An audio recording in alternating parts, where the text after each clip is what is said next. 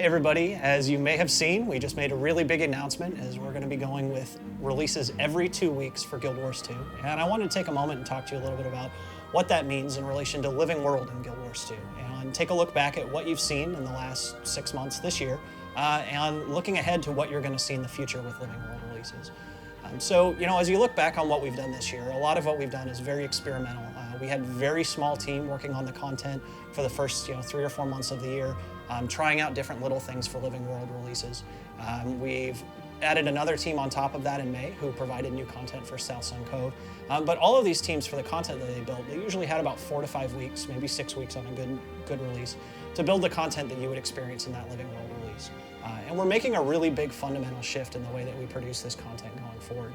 So what we've done is we've actually created 4 Living World teams, and these teams will take turns rotating each month with who owns the releases to allow them enough time to build a lot of really exciting, compelling content. And with the things that our engineers have done to allow us to do releases every 2 weeks, it means that when one of these teams is shipping, it doesn't affect any of the other teams now. So they all can continue to work through one another as they all work together at the same time. And each team takes 1 month and releases their content over the course of that, 2 releases each. What that means in particular for the content that you're going to see in the future.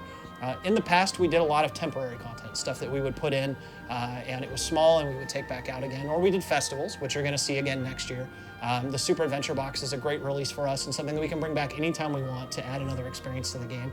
And we want to do more stuff like that, content that we can bring in for a special event and take back out again. We're going to have more festivals.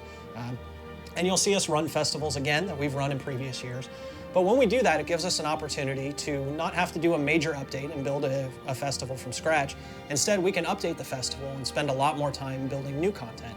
And a big part of our strategy for Living World content going forward is you're going to see a much stronger mix of permanent updates to the game, updates that update areas that already exist and make them stronger and more exciting, new permanent areas that you can experience. You're going to see a mix of some of the temporary content we've done before to create really compelling storylines that change the game. And you're going to see holidays and festivals like we've done in the past that will continue to expand each year and grow. But all of that will be a big part of our Living World experience and be part of that strategy every 2 weeks as we do this. Now, on top of that, we're also going to be having a lot more going on than just Living World releases. Every 2 weeks with the Living World, there's a lot of features and new content and new rewards that'll be rolling out as well.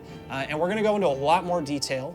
In late July, we'll put out a blog post that talks through where we're taking the game in the second half of 2013 in regards to features and things that we want to do with the direction of rewards.